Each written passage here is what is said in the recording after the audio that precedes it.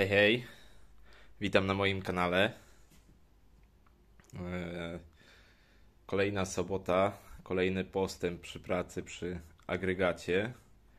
W sumie nie przy samym agregacie, a przy jego układzie startowania, zarządzania, systemie zarządzania. Postaram się Wam tu teraz pokazać mniej więcej jak rozwiązałem autostart, bo wiecie, na poprzednich filmach było pokazane jak modyfikuję agregat, czyli dodaję koło zamachowe oraz rozrusznik. Pokażę teraz mniej więcej jak działa układ sterowania, opowiem o nim. Będę mówił co tutaj robię. Do całości, jako taki komponent zarządzająco-przełączający, wykorzystałem chiński moduł. O, nie wiem, widać chyba dobrze. Bardzo prosty, zależało mi na prostocie. Chciałem po swojemu sobie rozwiązać czasy startów, czasy przestoju, czasy oczekiwania, czy agregat odpalił, czy nie.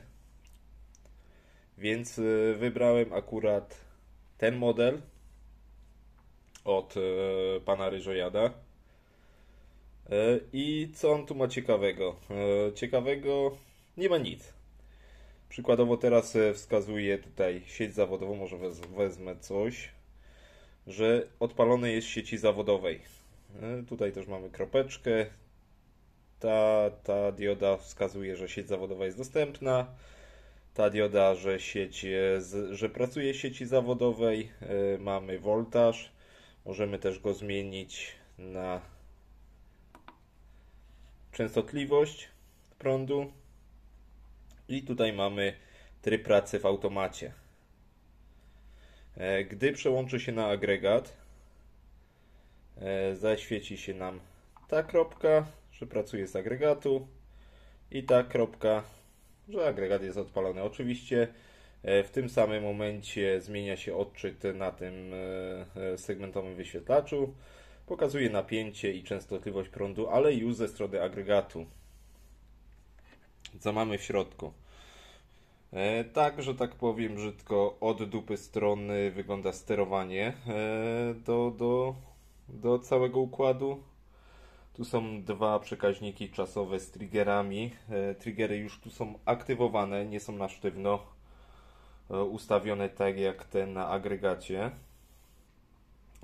Pierwszy to jest start układu, drugi to jest rozruch. Że tak powiem, ten czasowo zabezpiecza, żeby podczas startu, jak ten mały Chińczyk będzie czekał na napięcie z agregatu, bo niestety upływa około 14 sekund na to, aż zatrybi i sprawdzi sobie, że faktycznie agregat ożył, daje napięcie, to w międzyczasie one zabezpieczają. Jeśli by nie było tego napięcia, one wykonają kolejny rozruch. Pokażę Wam całą sekwencję z realnym czasem, bez przewijania. Co tu mamy? Miernik. Miernik będzie nam symulował sygnał do rozrusznika, czyli rozruch. Przekaźnik, który będzie nam symulował tak zwany zapłon, czyli że napięcie zostało podane do agregata, napięcie 12V, napięcie startowe, czyli wzbudzenie wszystkich układów na agregacie prądotwórczym oraz zabezpieczenie ponownego rozruchu, czyli w momencie, gdy agregat zacznie nam pracować, odpali się, to mamy tutaj dwa zabezpieczenia. Jeden z przekaźników odcina napięcie zasilania dla tego układu rozruchowego, czasowo-rozruchowego, oraz tutaj na małym Chińczyku, dokładnie te dwa porty pierwsze, robią nam jeszcze jedno odcięcie. Tak na wszelki wypadek, żeby coś nie zawiodło i podczas pracy agregatu po prostu nie nastąpił jeszcze raz rozruch. Zugi tradycyjnie, plątanina kabli, no nie będę ukrywał, że na chwilę obecną nie potrzebuję tego Porządkować to będę, gdy sprawdzę układ i będę z niego zadowolony. Wtedy poprzycinam na odpowiednie długości kabelki i zrobię to jakoś logicznie, sensownie.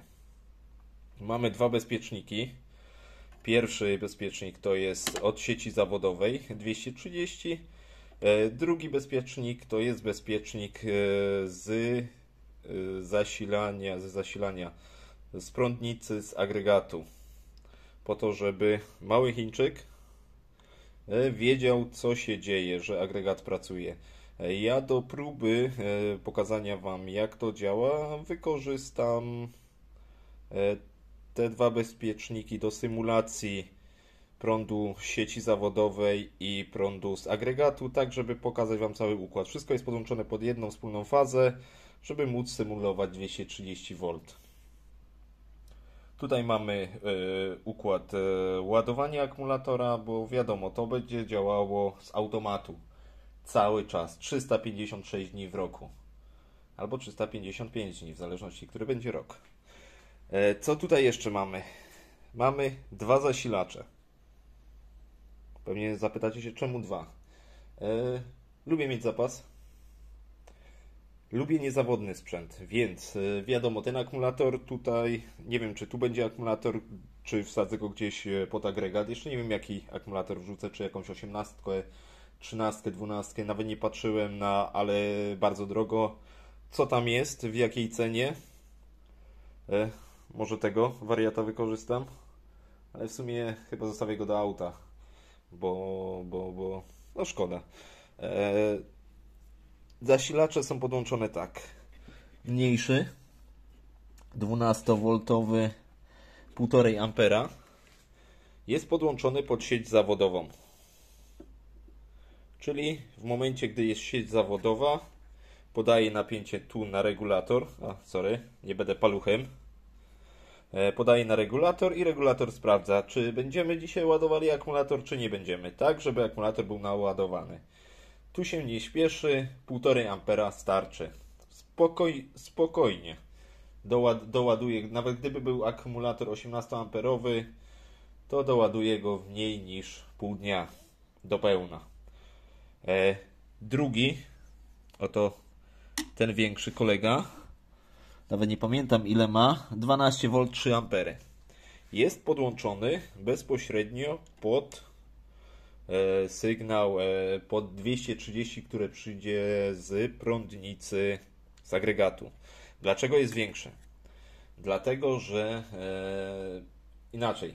Ja sobie schemat założyłem taki, że z akumulatora, jeśli nie będzie 230 z sieci zawodowej, z akumulatora nastąpi rozruch, czyli w jakimś stopniu zużyje energię z akumulatora.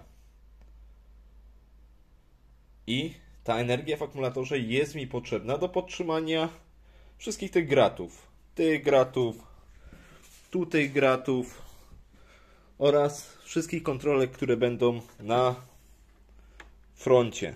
Na razie ich nie mam. Nie przyszły, zamówiłem wczoraj. No jest sobota, no trzeba z wyrozumiałością patrzeć. Kurierzy też mają weekend. W sumie to nie doszło. A miało dojść. No ale nieważne, mniejsza z tym.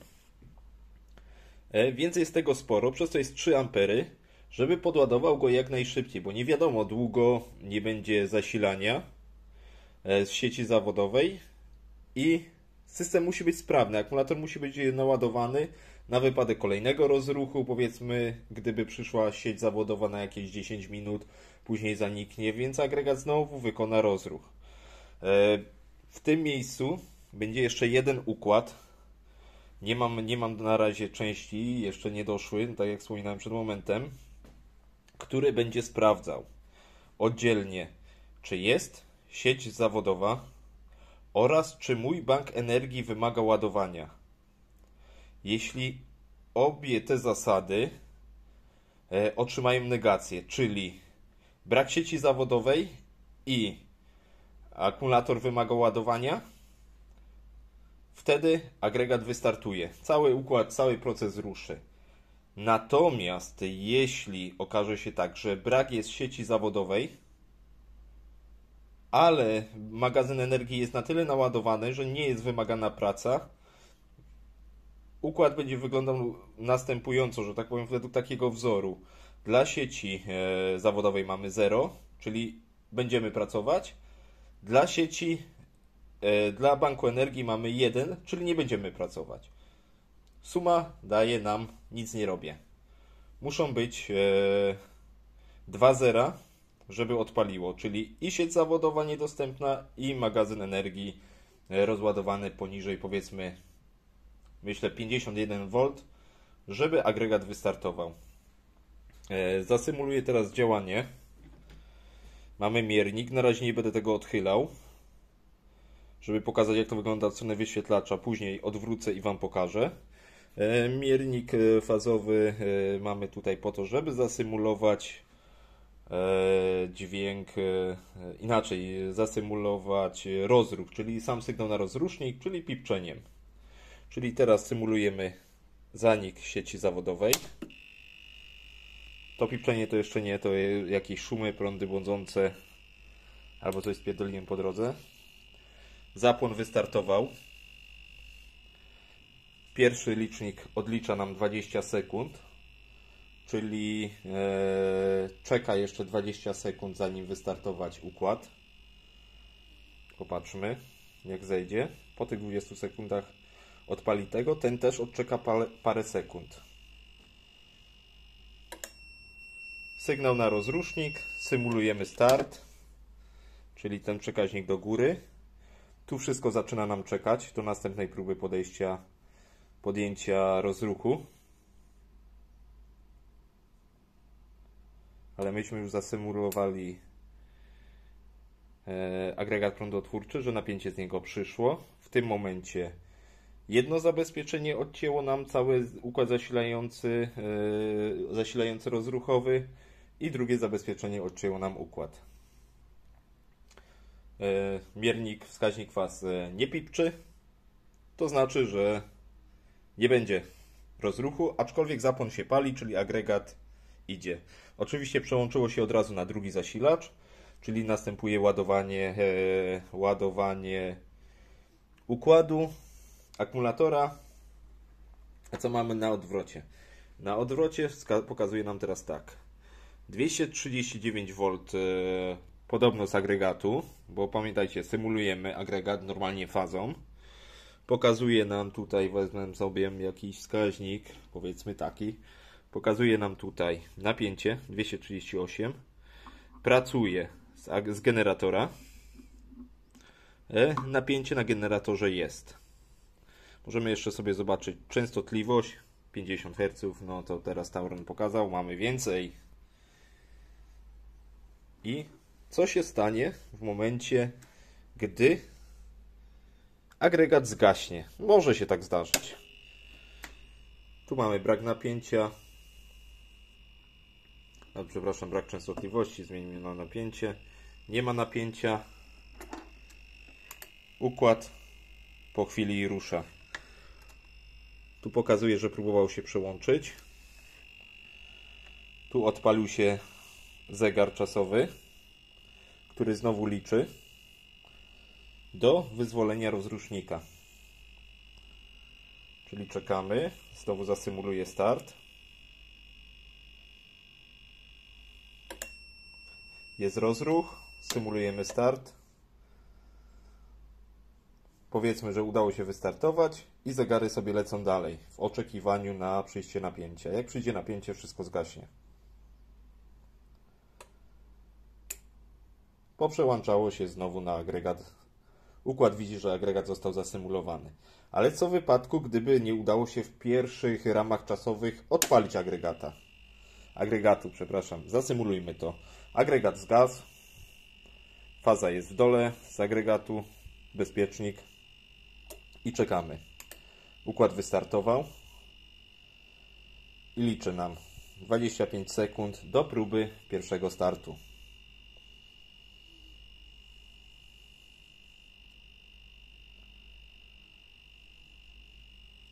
Poczekamy, nie będę nawijał bez sensu. Tutaj już się kończy w pierwszym triggerze, w pierwszym wyzwalaczu. Pisk, rozruch, 3 sekundy. Czekamy. Agregat nie wystartował. żeby sygnał nie poszedł drugi raz na agregat, bo jeszcze nie wiemy teraz, czy wystartował, czy nie, ale przyjmijmy, że nie wystartował. Odliczają się dwa zegary.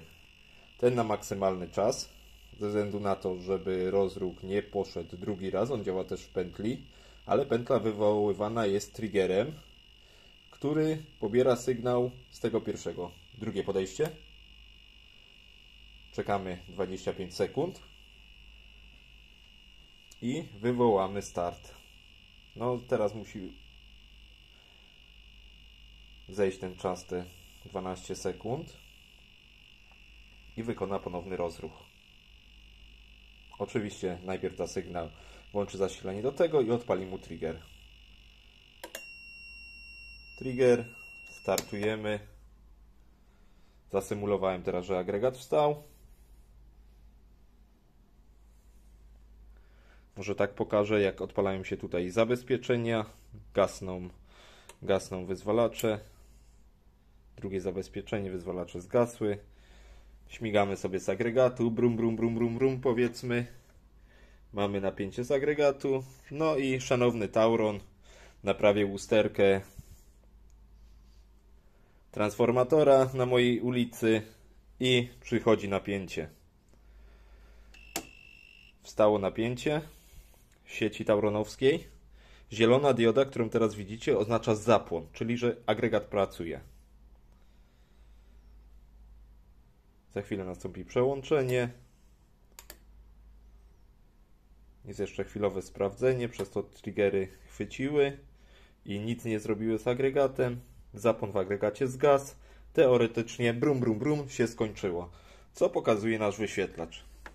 Nasz wyświetlacz, nasz sterownik pokazuje proste rzeczy, bardzo proste. Pokazuje, że przełączył się na sieć zawodową, czyli w moim wypadku Tauron. Ta dioda wskazuje sieć zawodową, mamy napięcie 239, sieć jest dostępna i pokazuje nam też, że agregat jest dostępny, ale nie jest na niego przełączony. Dlaczego jest dostępny? Bo my go symulujemy bezpiecznikiem. Więc jak teraz rzucę sobie szanownego kolegę w dół, czyli no teraz jest symulacja tego, że agregat zdechł, no został wyłączony. Za chwilę ta dioda przestanie się nam tu palić. O, już zgasła. Mówię tutaj o tej. I to jest informacja dla sterownika, że agregat jest wyłączony.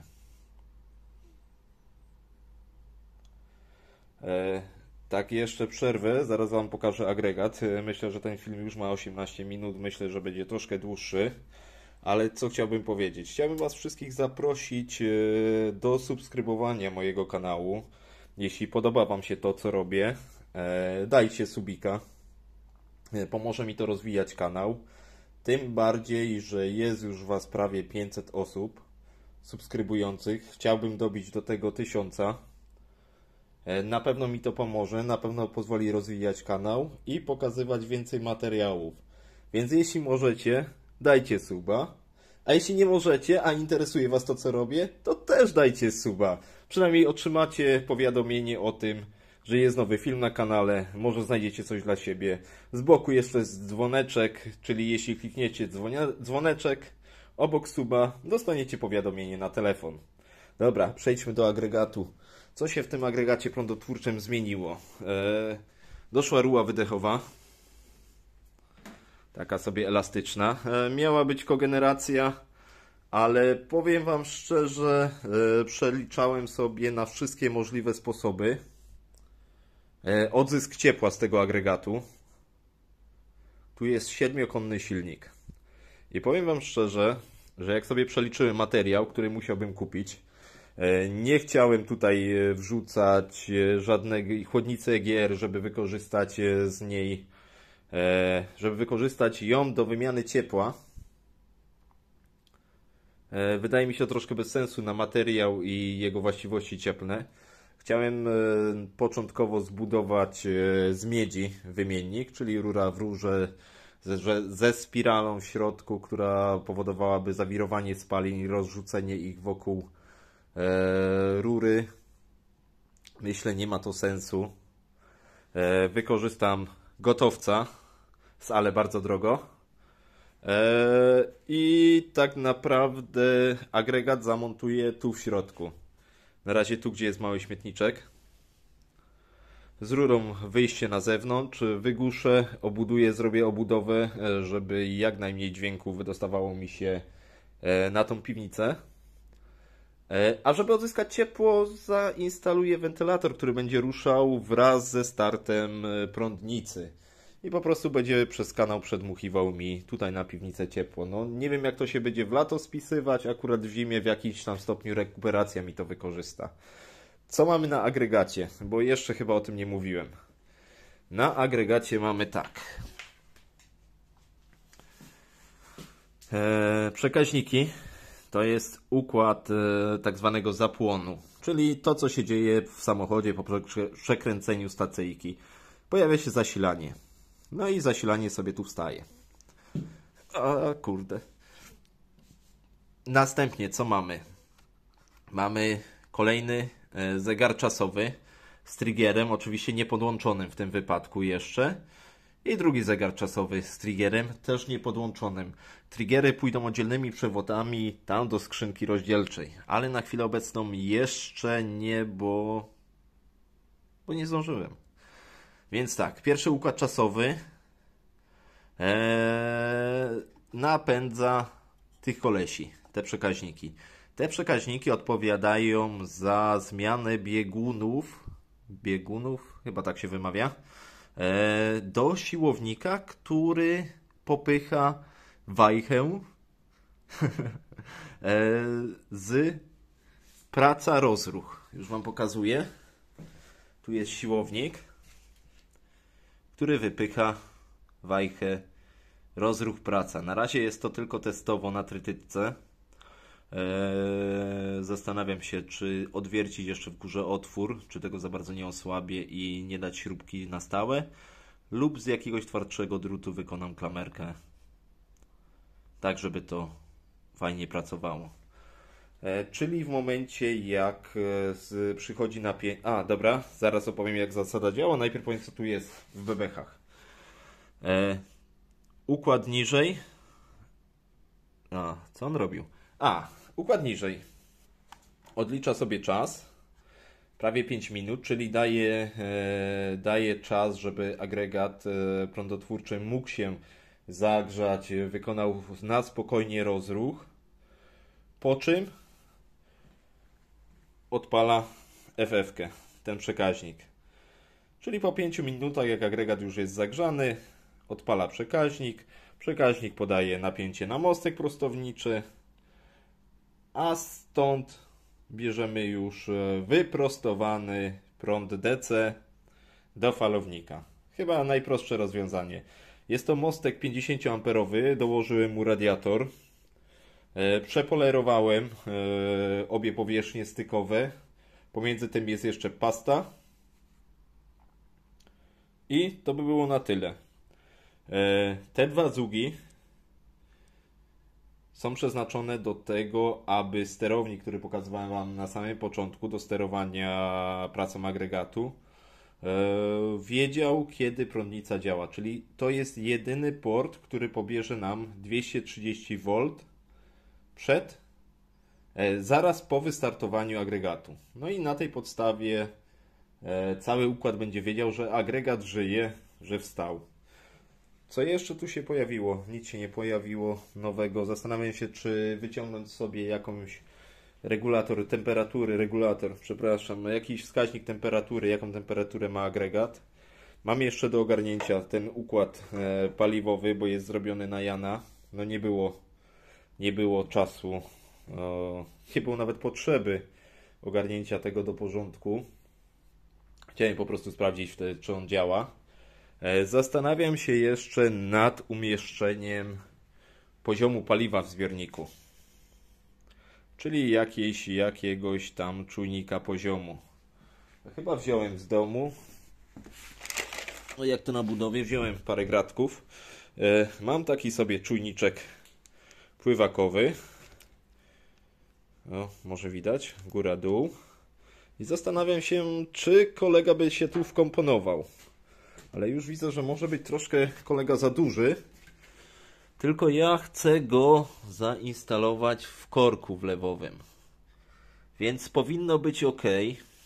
Najgorsze jest to, że tego zioma nie potrafię przerobić, bo Kontaktron, z którym on współpracuje... A nie, sorry, potrafię go skrócić. On ma Kontaktron tu u góry. A, cholera, on go ma u dołu. Bo faktycznie on ma zwarcie, czyli styk, zamknięcie obwodu w tej pozycji. A jak jest tak, to za przeproszeniem nic nie robi. Jak polski rząd. W sumie nie pracuje, pracuje. Ach, może mi się to uda w korku wlewowym wmontować, bo chcę sobie na pulpit, czyli gdzieś tu dorobić kontrolkę ze wskaźnika paliwa, ale na zasadzie takiej: ej ziomek, mamy mało paliwa, dolej mi. Czyli świeci się tylko kontrolka, coś na zasadzie rezerwy w samochodzie. Zostało ci na 15 minut pracy albo na godzinę. To jeszcze w innym filmie sobie na pewno sprawdzę, też wam pokażę, jak mi się to udało zrobić. Co jeszcze? Muszę tu zamontować główny wyłącznik prądu. Jeszcze nie wiem jak to zrobić, ale coś wymyślę. Albo panic button tutaj wsadzę do wyłączenia układu, albo jakiś rygiel, albo coś takiego. Sorry za syfek, ale albo przyjemności, albo sprzątanie. Nie ma czasu na wszystko. Nie, to jest bez sensu. Myślę, że panic button, czyli taki przycisk awaryjnego wyłączenia, tu przywalę i gdzieś tu muszę jeszcze sobie te kontrolki pozapinać, czyli takie lampki. Na pewno chcę czerwoną wskaźnik rezerwy paliwa, zieloną, że jest zapłon, żółtą, że następuje rozruch i powiedzmy niebieską to taka ta lampka chwilowa, która będzie pokazywała, że w danym momencie idzie rozrusznik, czyli przez te parę sekund. No i to by było na tyle. Nagram jeszcze jeden film pokazujący, jak już cały układ będzie uzbrojony, jak już to posprzątam, ten Majdan. Będzie układ sterowania, czyli sprawdzania, czy magazyn energii jest dostępny, czy sieć zawodowa jest dostępna. I myślę, że może się uda w przyszłym tygodniu znowu coś nagrać. Co jeszcze? No na razie tyle. Później wyciszenie, zrobienie obudowy po ten agregat, wsadzenie go tu do roga, cała kablologia. A na sam koniec skrzynka DC i wejście do falownika. No, ale jeszcze się nad tym nie zastanawiałem, jak to rozwiązać, więc na pewno się pojawi w jakimś filmiku.